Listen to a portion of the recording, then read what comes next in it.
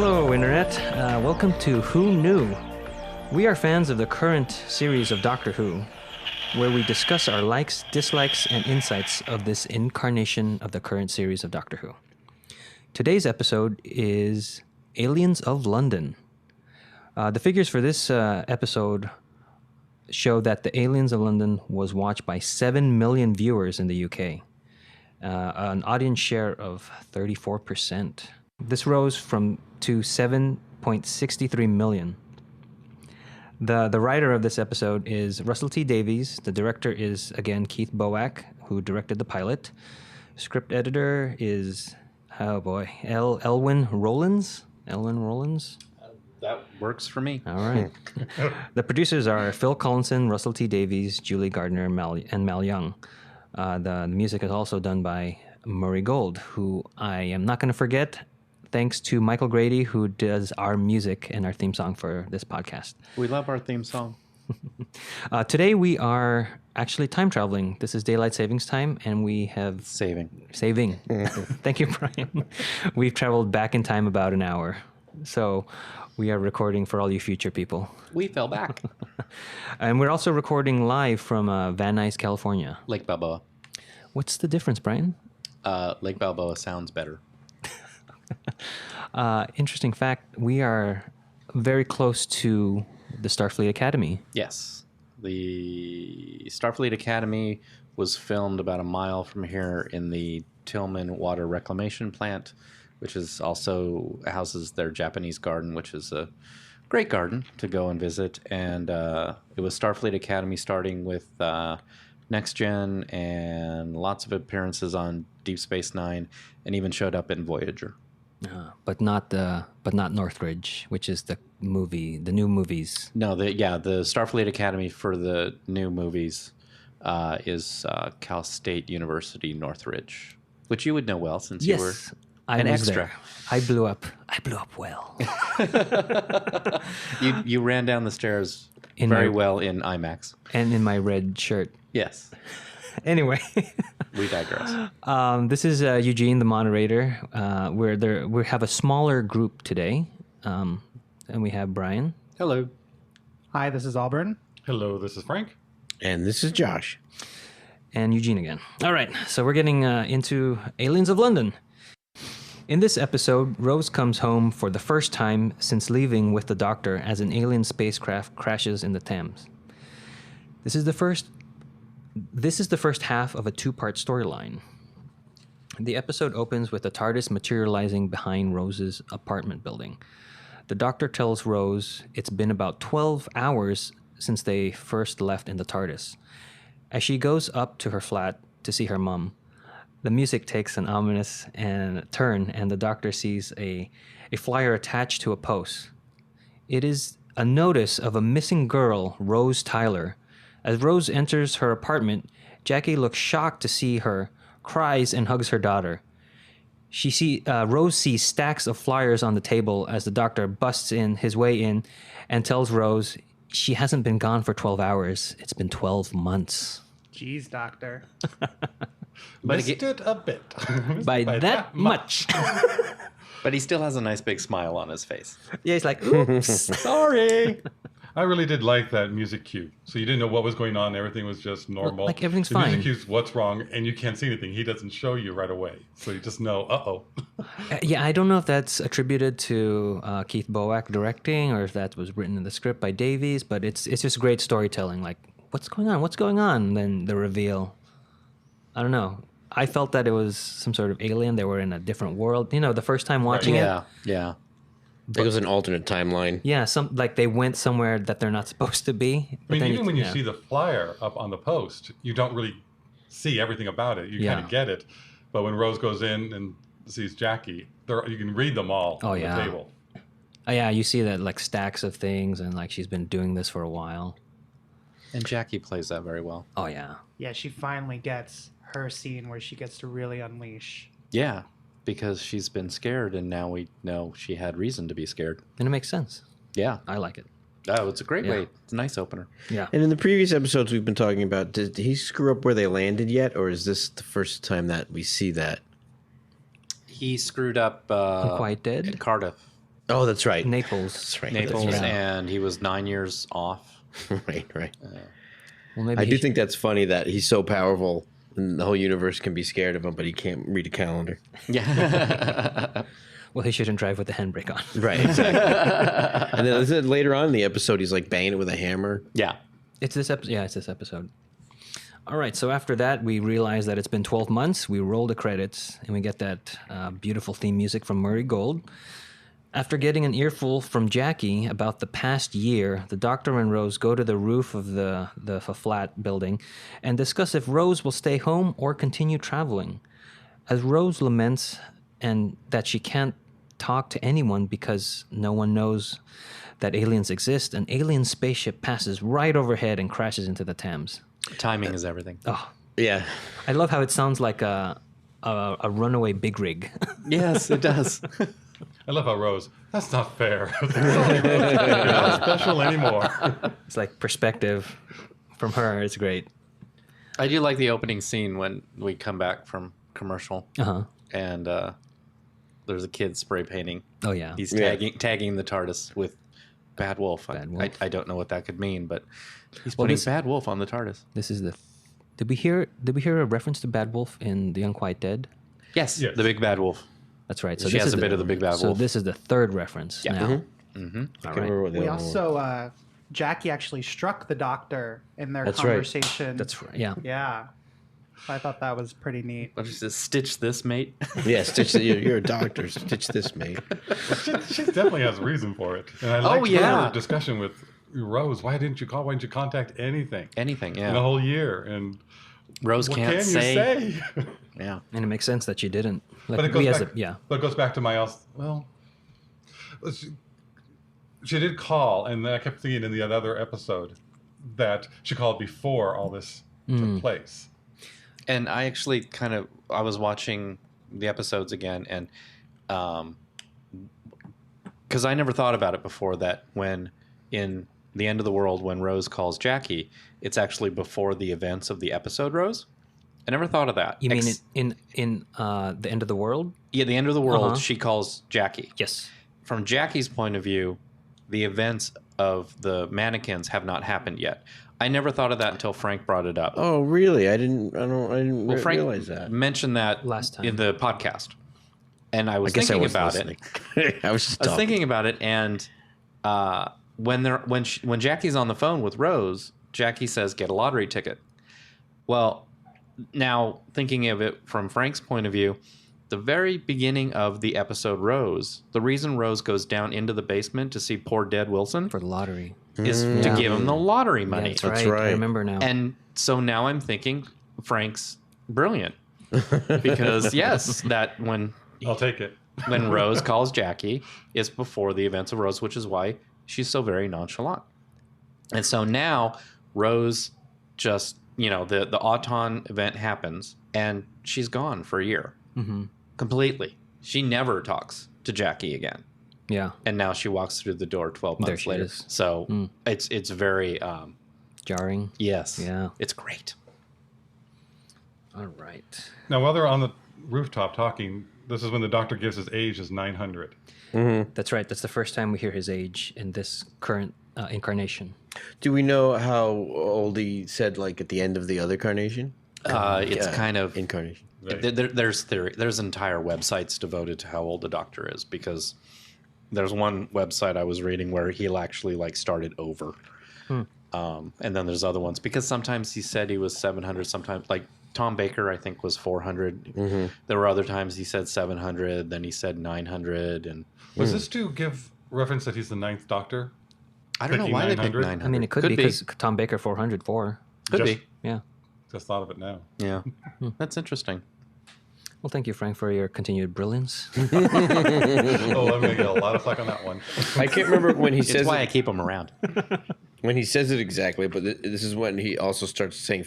I'm noticing he's saying "fantastic" all the time. Yeah. like that's his. It's now becoming a catchphrase. catchphrase. Yeah. Yeah. And this is a big Ben gets walloped I don't know. as it crashes. With a resounding boom on the bell. It's great. I think it looks great, just the way it side swipes almost the Big Ben tower, clock tower, and then when it lands, I don't know. That shot looks really great. It also takes a nice tourist overview of London Yeah. before it That's right. lands in the Thames. They want everybody to see it. Okay, so unable to get a close, Rose and the doctor are unable to get really close to the wreckage without drawing attention because everybody's around and it's cordoned off. I don't even think they're worried about getting noticed or attention. I just think they just can't get over there. Yeah. Well, they It's can't too until crowded. Rose had mentioned to take the TARDIS over there. And Right. He goes, no, I don't want another spaceship. Yeah. Next to because everyone's going to be really heightened alert right now. So they're going to notice this nondescript blue box. Yeah, And so- he's in heaven. Yeah, this This is what he lives for. This is what he lives for. This is what he's doing, and he even says, "I don't want to interfere.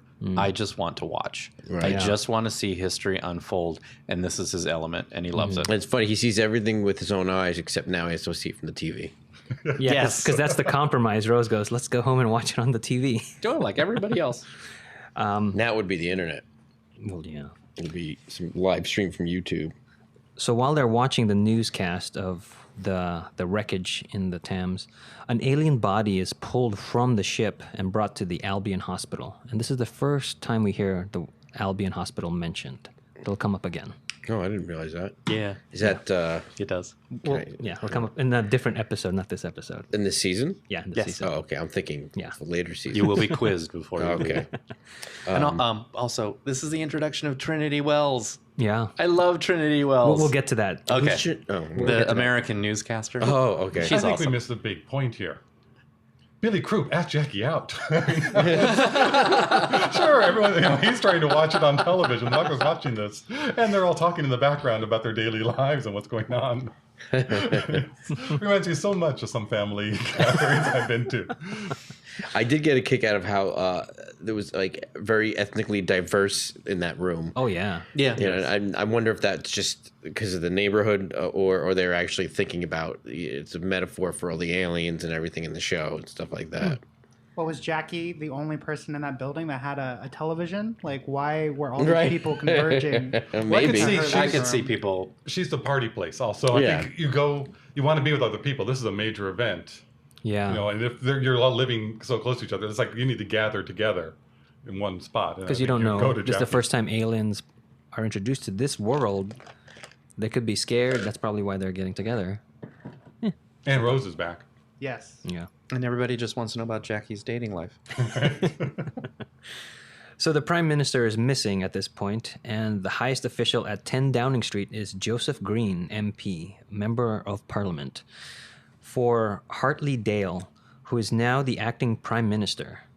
He is the chairman for the Parliamentary Commission on the Monitoring of Sugar Standards in Exported Confectionery. I think that's worth pointing out. I got a kick out of that, how the reporter was like, I don't know why they're here. Right. And he kept saying that about everybody showing up. I feel he's lower down on the list than Rosalind was in Battlestar Galactica. Education something? Yeah, she was the Secretary of Education. That's right. Yeah. Come on. She was 41st. It's been a while. We are introduced to Margaret Blaine from MI5 and Oliver Charles, Transportation Liaison. These three are now in possession of the emergency protocols for the government of Great Britain, and we realize that these people are not what they seem. They kill General. I'm gonna butcher this. Asquith. Okay. They kill General Asquith, the head of the military, and the alien that was Oliver Charles. Oh. Alien inside. There's an alien that was Oliver Childs who then transferred over so he can get to a higher rank. That's right. Okay. And he leaves the empty body in the closet. And nobody misses him. I find that funny. Yeah. Well, one thing I want to point out before you move on is in the clips of the television. Yes. They show a clip from a show called Blue Peter. That's right. the one where the guy's making the cake. alien cake. Blue Peter, I guess, is a kid's show, and it has had a long relationship with Doctor Who. So they're always having contests, and we'll get to one of their contests later. Yeah. And some of the prizes are really cool. Yeah. I think it's funny that the cake looks like a Venus flytrap rather than an alien spaceship and whatever. What do you guys think of the whole zipper gag? Did that happen right now, or did we? Yeah, I think we. You know. I find it funny that each actor that has to do the zipper is fully committed to that bit. That is true. Yeah, they really exaggerate their movement. Like they give it more than 100%. It's crazy. Well, I think that sells it. I think, I think it's silly, but like one thing about this episode that people were saying they didn't like it because some things were a little too ridiculous is they dramatically sell every piece of silliness to the point where you just go with it. You go with it. It's almost like watching a stage play. Because if you saw silly things like that in a stage play, you would accept it because they're committing. Yeah, they're committing, and it's just a theatrical style for the show. I was going to say this later, but I love Margaret in this episode because the actress is doing this role in such a over the top, twisting her evil mustache villain, way. But it's not annoying. But it's not. No, it's great. It's perfect for what she's given to do, and she totally sells it. Yeah, I love that about her. I thought that Velcro was the science way of really. Well, Velcro was developed by NASA, so no Vulcans. Okay, according to Enterprise. So they use alien technology to compress their own bodies to fit inside the human suits, which causes gaseous elements to emit. Yeah, that's the other silliness. It's so silly. It's but again, the kids probably love it. Yeah, it's the belching trash can again. Yeah, but it's very silly. So we go from The Unquiet Dead, which is not intended for the younger viewers, to fart gags. Yeah, if you pardon the word. Yeah. Which brings me to Harriet Jones, MP. Yay! Wait, who? Harriet Jones, MP for Flydale North. We know who you are. She witnesses this whole unmasking of the aliens into human suits because she's hiding in one of the closets. The doctor leaves Jackie's flat, but Rose is worried he will just leave her completely. Back to her, I remember, like, they just leave the cabinet room open for her to sneak in, I noticed. It's a busy day. It is a busy day, so I kind of, like, got that. But, like, just watching it, since I've seen it a bunch of times, just this one time, nobody's there. She just goes right in. The plans, the protocol, the right red on. Box, yeah. It's just, all right, nobody's watching at all. But she knows an opportunity. Oh, of course. And she seizes opportunities in a good way. And she takes it. Yeah. None of the cabinet members are there, and the only ones that went into the room were the aliens who don't know anything and don't care. Yeah, because they're just worried about doing their own agenda. And I love how determined she is. Oh, I know. She has her agenda, and she wants to deal with it. She had an appointment. And, she wants to keep it. She's just a backbencher, which means that she doesn't have any power. She doesn't sit on any committees, anything like that. She's just basically a vote for the party in charge. And I love that, this was her opportunity. But she's also fighting for her mom, who's in one of those hospitals, and she's trying to get... That's right, yeah.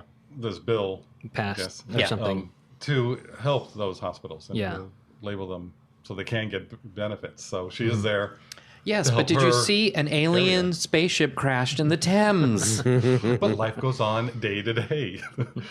Well, not for the Prime Minister. We'll get to that. So the doctor leaves really quick, but before he does that, he gives Rose a key to the TARDIS. Mickey then sees the doctor enter the TARDIS, but by the time Mickey gets there, the TARDIS vanishes. And I want to point out that Mickey sees the doctor from whatever floor he's on in the flat, and he sniffs his shoe. I don't know who. Well, I think he was just drying his shoes out on the balcony. It's so weird. It's like a piece of business for this actor to do, and he's sniffing his shoe. I missed that one. Yeah, it's just a little thing. I just realized that Mickey's in that same complex, maybe a different building, but they're in that same court, with all the other people. Yeah. And wasn't invited over. We'll get to that. We'll get to that. But it's like, I even forgot about him at the beginning of this episode. It's like, poor Mickey. Do you think he moved there because Jackie was no longer letting him come over? So this was the closest he could get? No, because I don't think they would have let him in. But in the same complex, like... It almost seems like they grew up No, he would have together. been killed if all the neighbors, and now you're going to move here after killing and making Yeah. Rose disappear. Oh, I see. But I think Rose and Mickey grew No, up. they're in the same estate. So they knew each Okay. other from Yeah. So that he was there area. from Yeah. before. Yes. Yeah. Also, too, when I noticed when the aliens were in the cabinet room, and they started laughing maniacally. When it cut, you hear dogs barking.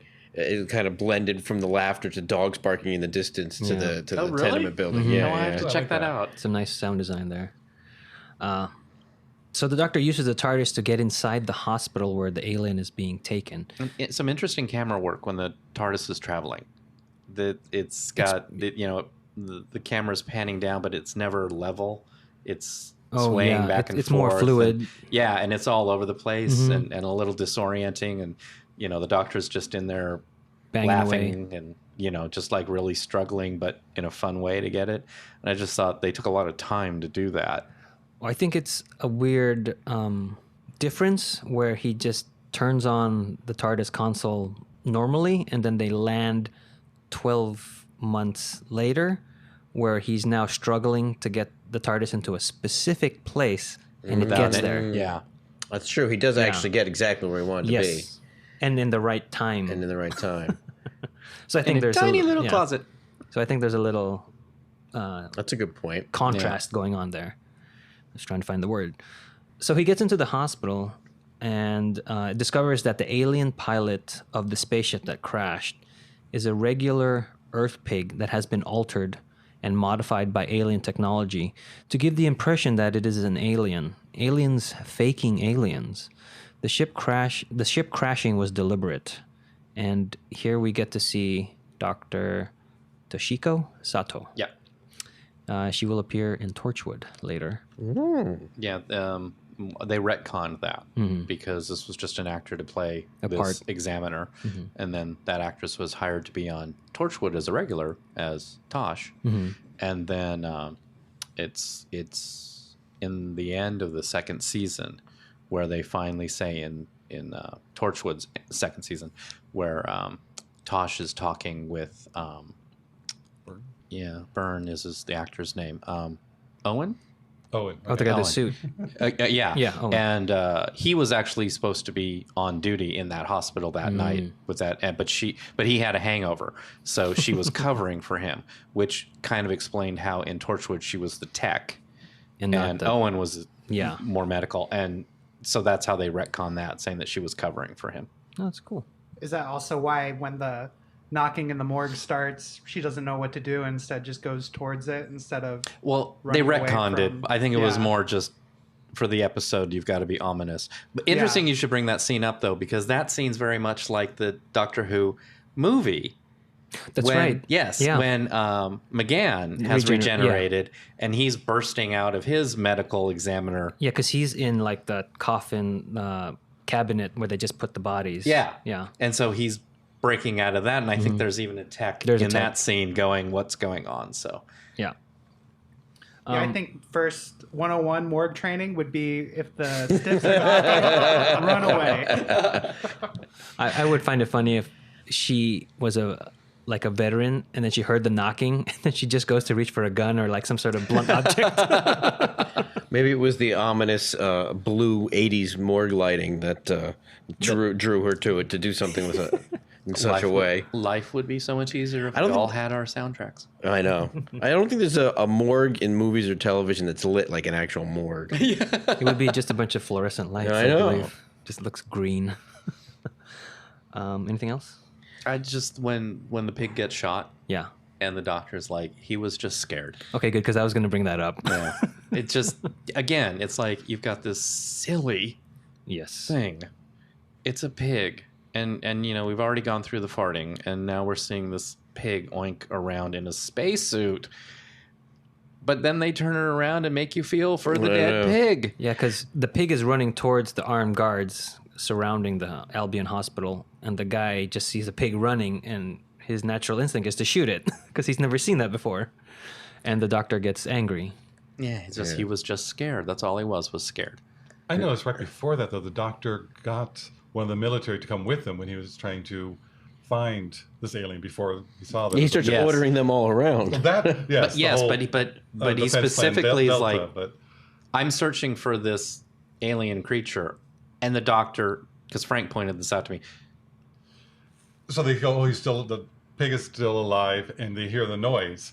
And before going to investigate, the doctor goes and gets a man with a gun to come and go for backup. Yeah, that would not happen anymore. Odd for the doctor to do. Or also odd for somebody to just go, okay. Yeah, there is a lot of people just going along with things in this episode, in these early episodes especially. Well, he mentions that he did work with UNIT. Well, I guess that's we'll get to that. So he has that command of the military. Okay. The military are all there, so they just need an order. Something's going on. We follow So the order. he didn't make up that term that he yells know. at them. It's an actual term. Which term? Defense Plan Delta. Plan Delta. No, that's a real term. What's the term? Yeah. Oh, okay. Yeah, no.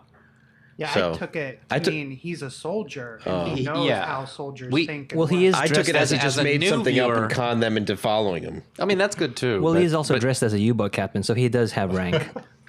Did you notice his jacket? I like his jacket. Is his jacket seem more weathered? Did you notice that? I don't know. I did notice some more browns in the sleeves. When Yeah, he would, I wonder if it's the same jacket or they kind it's a of. lighting probably. It's probably the Maybe. same well, jacket. the other thing, they filmed these 2 episodes the same time they filmed Rose. Because this was the first scene with him and The pig. The pig was the first scene Eccleston and it's ever shot. did. And, Oh, and I really? think it's great that his first line is compassion toward a pig. I don't know. I think that's great. Okay. I just find that funny. Okay. Maybe that's why I didn't do the show anymore. So Mickey shows up at Jackie's apartment, and we learn he was the main suspect in Rose's disappearance, which we discussed earlier, by both the police and Jackie. He was brought in 5 times for questioning. Yeah. And he was allowed to still live in the same complex. No proof. Yeah. So what could they do? I just think that would be But, super awkward for a whole What a year. hell of a year awkward. he was. That's It the doesn't thing. mean that everyone who lived there thought that he did it. It just means the police thought that he did I'm it. going to say that No. majority of he them would said, think. Mickey said. Did he? Everybody thought that I. Jackie really wouldn't let it go. Yeah. And I mean, as a mom, that would, I can Well, see. and can you it's- blame her? Right. No, not at all. Yeah. But if But you just really feel for start, Mickey. it's one of those things. If you really start thinking about what happened with that missing year, that's terrible. Mm-hmm. I mean, there's not that much time to it given into the 48-minute episode, but later when I start thinking about it, going, that's just awful Well, what they put Jackie through And Mickey through. And Mickey To an extent. yes, yeah. absolutely. No, not to extent. But also definitely. Mickey knew where Rose was. And he couldn't say anything. And no one would believe him. Well, because He'd be if he did, he'd be, institutionalized. yeah. Just like, He was completely trapped. I won't spoil that. Well, and then they have that moment like in the kitchen with Jackie and Rose, where Rose has been crying. It's those things like that where you really get the picture painted for you of the seriousness of everything, besides all the farting and pigs. I mean, it's interesting because when you think of this episode, and I kind of wish Arlene was here. Yes. You think we of don't this have an episode, argument. and you think silly, ridiculous, childish, but listen to how much that we're talking about emotional, heavy stuff. The real stuff you know? that grounds this series. Yeah, and what the tragedy of what happened with Jackie's year and Mickey's year, and going all the way down to we feel sorry for a dead animal. Yeah. There's a lot in this episode. There's a part of me that wishes that I could go in there and just like edit every fart, if you pardon the word. Yeah, but I think there's moment something out. there's something about that juxtaposition. I think that makes it work. It kind of I think because if there wasn't that, it would be overly heavy, and there would just be this constant barrage of Consequences of almost. conflict, of emotion. I can see and- that, but I think fart jokes. I think if they would have done this in the second season, even if Eccleston stayed on, then they would have focused more on this. Right now, I think they're still They're still trying fine, to figure out yeah. what Yeah, the story 'cause is. the But I whole- do think the second season not be totally into that, but they would have explored more of Jackie, explored more of Mickey, Yeah. and given more depth to their situation and what's going on. I think that super silliness stuff is kind of left over from the previous incarnation, yeah. and Yeah. like it's still like they don't really. And they're still finding their way. Yeah. Well, because it's a green alien. it's very clumsy the way it moves. In this, yeah, but in the practical, in the next episode, they have half the time they're CG when they're running around. I thought it actually looked really good, which made the practical effects look even worse. Yeah, I don't know why. We'll get to that. Yeah, we'll get. But I do like what you were saying about.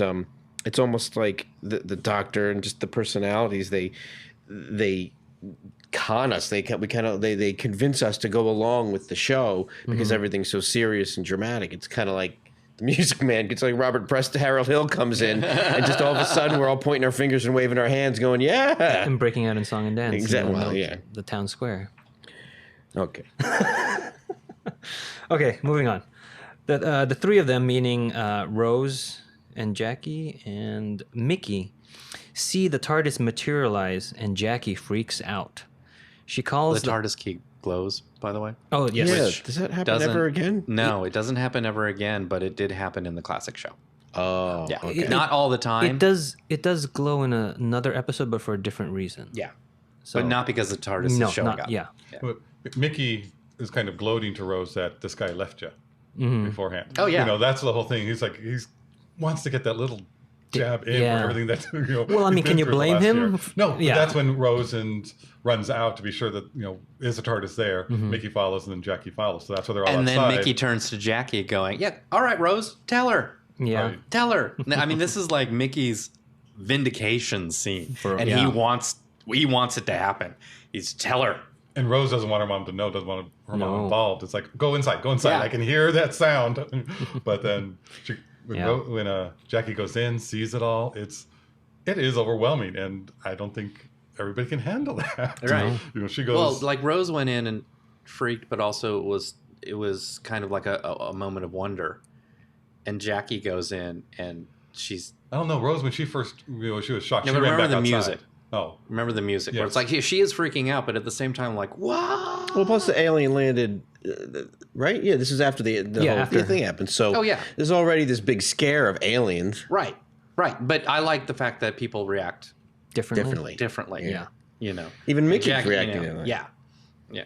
And I mean, Jackie's reaction also leads into what she does next. Yeah. So she sees the TARDIS materialize, and then she runs and calls the hotline for alien sightings that the government quickly sends or sets up, and then now the government sends the military to escort the Doctor and Rose to 10 Downing Street, where they are gathering other well-known alien specialists to combat this alien incursion. I like that somebody's inputting terms into the computer as Jackie says them.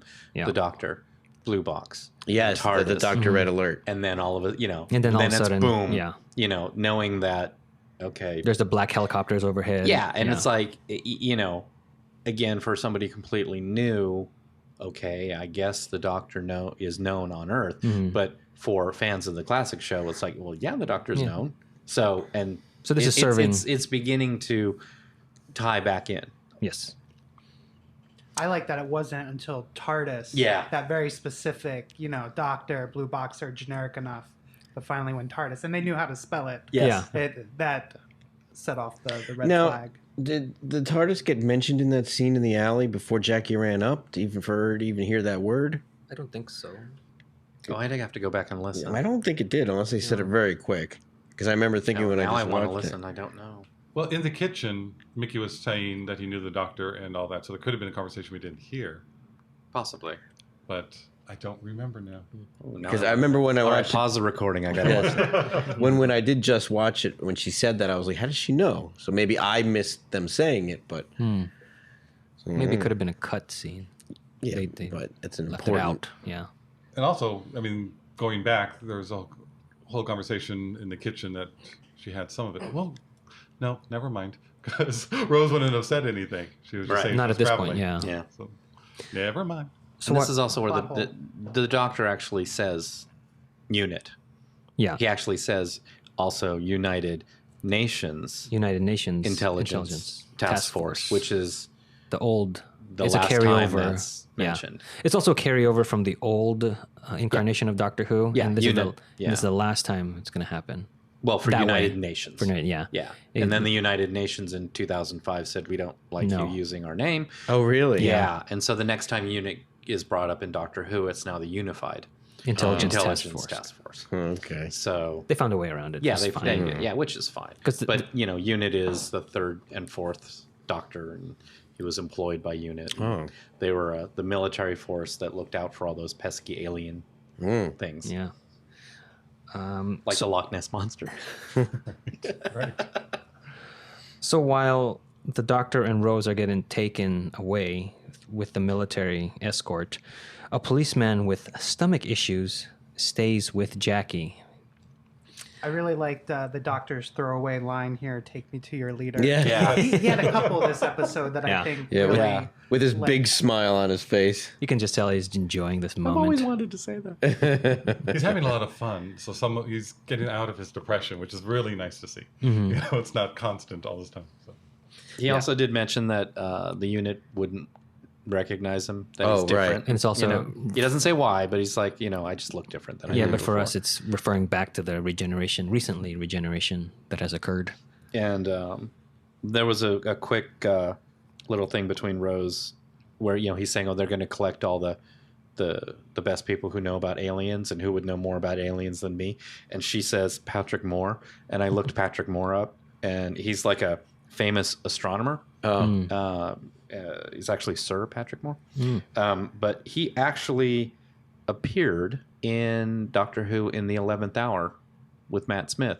There's that moment where Matt Smith is talking to all the scientists on the computer screen. And Patrick Moore is one of the scientists. Oh, no way. Nice. I thought that was a little fun thing to learn. So Not to break the timeline, but it's fine. The Doctor joins in the private meeting of specialists led by Prime Minister Green and General Asquith. But Rose and Harriet Jones are excluded. Harriet takes this opportunity to tell Rose what she saw and shows her the carcass of Oliver Charles. Did you notice Prime that Minister's in there too? they weren't letting Rose into that door? They weren't letting them into the door, and then so the Doctor goes in, and then they go into the door. They just go the other way once they go in. I didn't notice Yeah, that. Yeah. but I thought they were going. You go through the door to the right, and it's right there. So they're just like stay. But now that everybody's gone in, doesn't matter. Oh, maybe Go to now the that left. everybody's gone in, I guess so. But I thought it was funny. Oh, now I understand. Because they made it seem like, no, you can't go through this door. Right. Then the Doctor goes in, and then they go in the door. But they were sneaking. Harriet told Rose, just keep your head down. Yeah, but people do what saw you're them doing. still. I don't know. It was very... There's a lot of, even the way that she hid in the closet in the beginning with the closet half open. It was very conventional, but it's a cartoon, so didn't mind. Yeah, so then Rose stumbles across the dead body of the Prime Minister, and Margaret Blaine walks in on them. I jumped the gun on that. That's okay. As the Doctor... By the way, the Prime Minister was supposed to be a look-alike for Tony Blair. Yes. And when the actor showed up, he didn't look like Tony Blair. And in fact, I'm kind of happy about that, because I think that would have been a little It would have been much. too much. Yes. Yeah. Yeah. They are making... There are some references, like Harriet Jones says she's not one of the babes. Oh, And that's... one of criticism. There was a photograph taken with Tony Blair and all the incoming members of Parliament who were women, and the media called them Blair babes, which is really insulting. So that was what Harriet shows. I'm not a member of the babes. Is referring to. Yeah. So I'm kind of glad it's not Tony Blair. I think it worked out. Yeah, I for think the that would have best. been just a little bit, I don't know, much. Maybe on the nose is a term. Yeah, it's too recent. I mean, when you go Yeah. back in time for Churchill and things like that, it's different. But Yeah, where we're not removed enough yet to Well, and also that laugh. he's dead. Not just Right, really- That's Yeah, that's a full-on statement right there. It's like, okay, the man's not dead yet. I'm not dead yet. well, timey-wimey. So, as the Doctor realizes that the crashed spaceship is a trap to gather all the specialists into one location, it is revealed that Prime Minister Green, General Asquith, the policeman with Jackie, and Margaret Blaine are Sledine, aliens who have killed the people they are impersonating and wearing their bodies. General Asquith, Mrs. Blaine, and the policemen zip out of their human suits and prepare to attack. Prime Minister Green electrocutes all the specialists in the room, including the Doctor, to be continued. It was definitely the longest skin-changing sequence. Yeah. There must have been something off with their converters at that point. And while they were changing, nobody ran. Yeah. Yeah, they're all just like staring. I mean, I could see the unit people going, "What? We've seen this before." Well, I also think it's all the people that are looking for aliens, so they're like, they're right there. So that's why they're not moving. They're like, it's right here. We can see it. Well, all the specialists are being electrocuted through their ID badges. It's all connected. So I think of that as agonizers. Do we get that line here? Right. I'm glad you're all wearing the badges. Yes, he does. It'll That's a help great identify the line. bodies. It's a very evil villain line. He's like, I'm glad you're all wearing your ID tags. It'll help us identify the bodies. Yeah, I think this is the most maniacal laughter. The evil mustache. The most maniacal laughter in all the series is in this two-parter. Yeah. I'm surprised we didn't hear the name Slovene until the very end. Yeah. Well, everything's about a mystery. Like, the prime minister's missing. They set up a lot of things, like even in the very beginning, like what's on the flyer that they're looking at on the wall. Why is the music changed? I think that's another thing that helps the silliness of it, is that we're constantly being a question is constantly being posed. Well, what does that mean? Well, what does that mean? What is that? So either we're sort of laughing at something silly, or we're being confronted with something dramatic, or something a question is posed to us which we want to know the answer, so we're constantly changing gears. I think that's good for the show. It keeps us engaged. Yeah, that's what I mean. And wondering. I think that's what wins me over, because again, like when I started watching, I didn't watch it all before. So that's what kind of kept me going. It's just, I want to know what the heck is going to happen. This is also the big reveal of what they look like at the very end. We don't see that's what they right. look like. Yeah, we jumped. I mean, every time we see them, it's Harriet's point of view, so we just see the general freaking out, Or the then lights. we see the lights glowing, but we don't ever see what the I sleep. had the image in my head so much because I've seen the episode enough Right, times right. that I wasn't even thinking about Yeah, that. and it's they're editing it so that it's A happening in mystery. 3 separate places at once. Right. They're So really revealing what they look like. So the bad guy the monster in this episode is just the opening forehead. That's the creep out in this episode. Yeah, that's all we see. That's Until the the thing very, that's very supposed to end. shock us. And then in the next episode, we actually see them running around. And I mean, we see them at the very end of this episode. Yes. yeah, but it's But, They're not really running around, that's we the just see reveal. right, not running around. That's the yeah. reveal. Because it seems like almost every episode has an iconic image of something happening. Yeah, whether that's it's true. You don't want to jump ahead too much, but Right. now I'm mush mouth because I want to jump ahead too much. I really also like the practical lighting effects, the sound effects. It was very that classic. opening. Yeah, Like, yeah. It was really good. And then I did watch, because I was watching, I noticed that one time it happened a little earlier before the effect was really in effect, and the lights were it was almost like someone was standing there with a switch, like turning the lights on and off and on and off. But it Someone was was. that. Yes, I know, exactly. But that's sort of what I meant about the morgue lighting. It was very, what I mentioned before, conventional. I wasn't even saying that in a bad way. Like, there's a reason conventional things keep getting used, because they work. This creeps you out. This is, what's behind the door, who's hiding, the lights are spooky. And even the way that the actors sold that, like you were saying, the way they unzipped their foreheads and just the faces they made and stuff, it was creepy. Oh yeah, my favorite was definitely Jackie's police officer. I think he had the best face. Uh-huh. I don't know if you guys had a favorite. I don't know. I like Margaret. Well, she's mostly in costume. Yeah. But she's just so good. She's Yeah. just so... Any other thoughts? I did notice in the middle of the show when he was driving the TARDIS and you were watching the report on his television or something, that there was a little post-it on the TV that Yes. had the clock. Gallifreyan writing. on it. Yeah, it was that. It was like Gallifreyan writing on a Post-it. I thought yeah. that was clever. It makes me wonder what that says. Like, I'm sure somebody somewhere pick knows. up Rose. Yeah, right. No, pick up Sarah Jane. So The part of Harriet Jones was written for Penelope Wilton. yeah, they had her in Really mind. nice. Yeah, She did. she's wonderfully she's on this. really That's sells great. it. Love her. Yeah. Is this before or after Shaun of the Dead came out? I was going to mention that. I'll look that up. It's got to be before. Aside the fact that everyone in Britain ends up on this show. It's like the Law and Order of Britain. So Shaun of the Dead was in 2004, so this was definitely after Shaun of the Dead. Is it really? Wow. Yeah. Wow. I guess I saw Shaun of the Dead Later. They look really young in Shaun of the Dead. But Harry Jones doesn't really shine till the next episode. Right. She does well in this. Yeah, she's good. She holds She's her own. she's sort of the comic relief in this episode. Right. Well, this episode, she's just the lowly backbencher. Next episode. She gets promoted. Elemoted. So would we recommend this episode as to a first-time Doctor Who viewer? Brian? No. I like it. I enjoy it. I want to cut all the fart jokes out, which is why I would not. I don't even think I would show this one to a little kid first. But no, I would not. Got it. But I love it. Alburn. Yeah, I agree with Brian. Not a good first view just because there is so much fart jokes, and I know enough people that don't like it. I would feel bad initiating somebody into Doctor Who with it. Frank.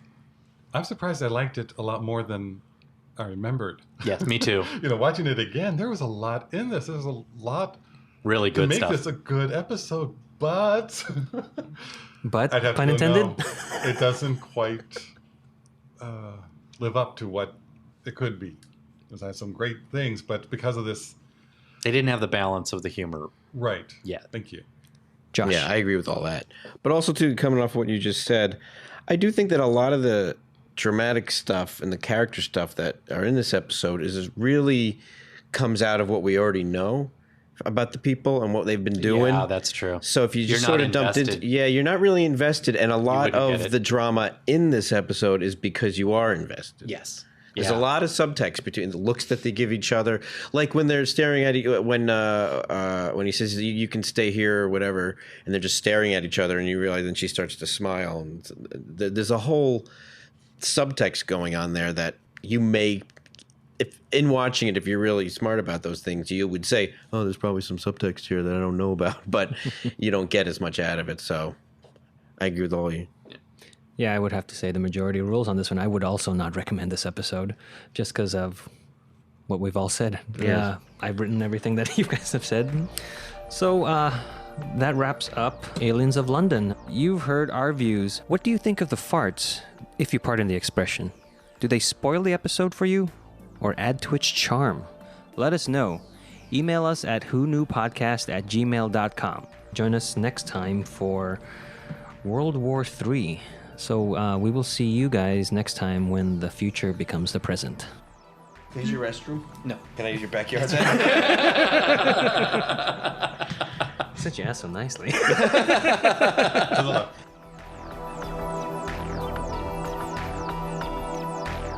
You've just listened to an episode of Who Knew? Our wonderful theme music is by Michael Grady.